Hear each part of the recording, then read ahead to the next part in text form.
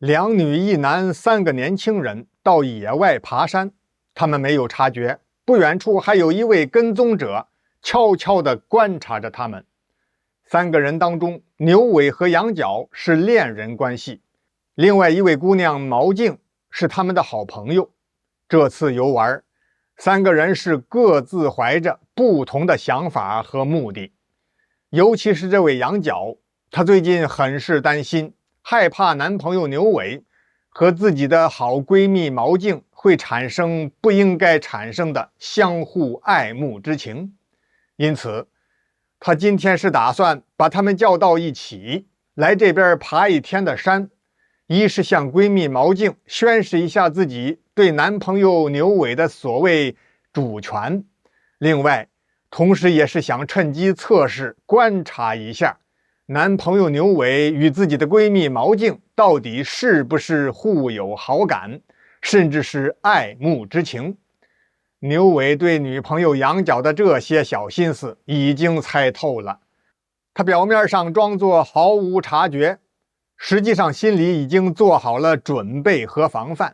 因此牛尾尤其注意自己對待異性好朋友毛靜的一舉一動，甚至包括講話的語氣。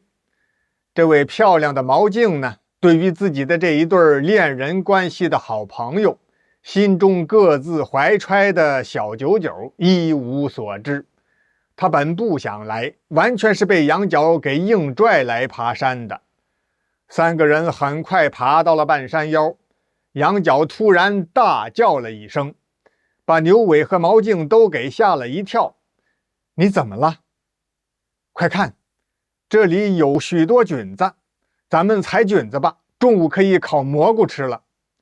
牛尾和毛靜順着羊角手指的方向看去，果然有一些牛肝菌，好像還有青頭菌、干巴菌。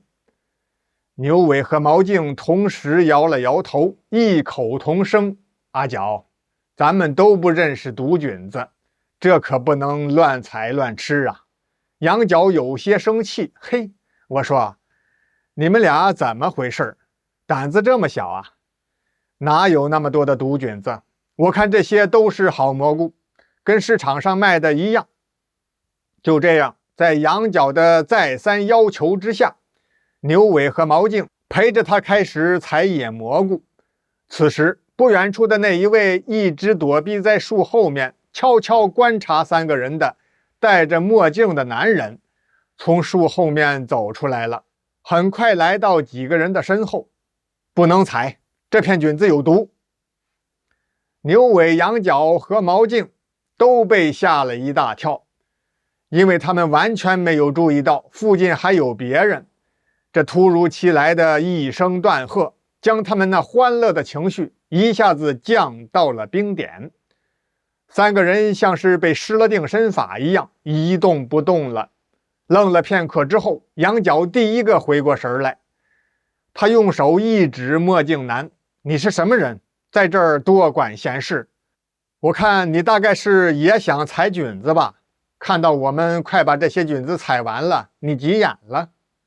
墨鏡男把臉一沉：“胡說什麼？我是專門在這守着，阻止你們這些人的。這些菌子真的都是有毒的，不要拿生命當兒戲。”羊角更加不高興了：“你這人真夠能裝的。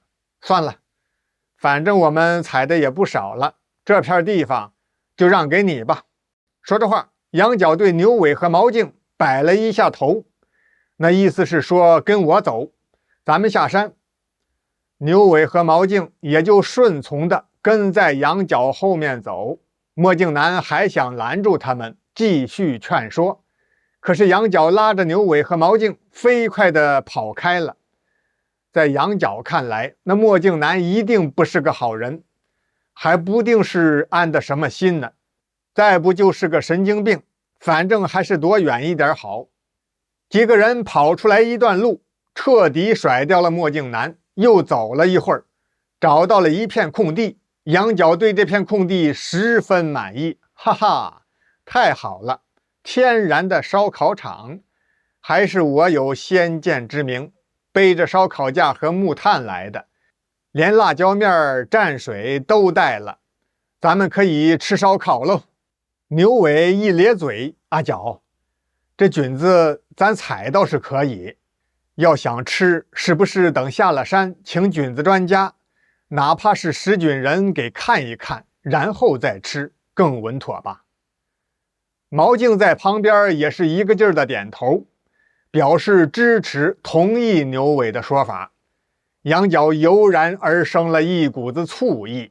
好啊，你們倆怎麼總是一唱一和的，跟我唱反調？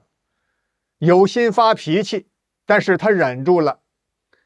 牛尾、毛靜，你倆要是還当我是女朋友，当我是最好的閨蜜，那就有福同享，有難同當。反正這烤菌子，今天我是吃定了，做一個孤勇者。牛尾一咧嘴，毛靜一皺眉，俩人相互看了一眼，最後還是無可奈何的陪着羊角支起燒烤架，開始烤菌子吃。過了一會兒，幾個人烤熟了野蘑菇，正津津有味地吃着呢。那位墨鏡男又找尋着追到了他們的面前。你們真是不要命了，這些都是有毒的，千萬不能吃。可是幾個人已經開始吃了，尤其是羊角吃的最多。羊角可氣壞了，哪有毒？我們這不都好好的嗎？誰也沒中毒。牛尾，你去打他，把他趕跑。男朋友牛尾沒動地方，只是張口勸說墨鏡男，希望他不要再管了。羊角十分不滿牛尾，廢物，懦夫，看我的，我來殺死這個妖怪。說着話，羊角抄起一把水果刀，朝着墨鏡男的胸膛就刺過去了。感情這時候羊角已經開始毒性發作，出現了幻覺，墨鏡男在他的眼裡變成妖怪了。墨鏡男早有防備，一閃身躲開了羊角的攻擊。牛尾和毛靜本打算拉住羊角的，可是他倆的身體也已經不受自己支配了。而且再看墨鏡男，忽然变成了一個人身狗頭的怪物，手裡舉着一塊磚頭，貼在臉上汪汪直叫。他倆也中毒，出現幻覺了。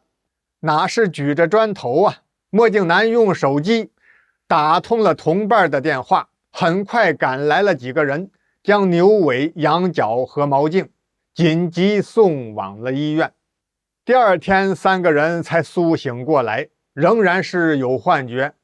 又過了好幾天，毛靜、牛尾和羊角完全恢復了清醒。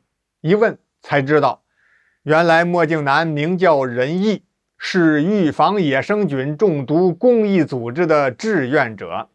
這次事情過後，牛尾堅決地向羊角提出了分手，同時因為與毛靜志同道合，牽手走到了一起。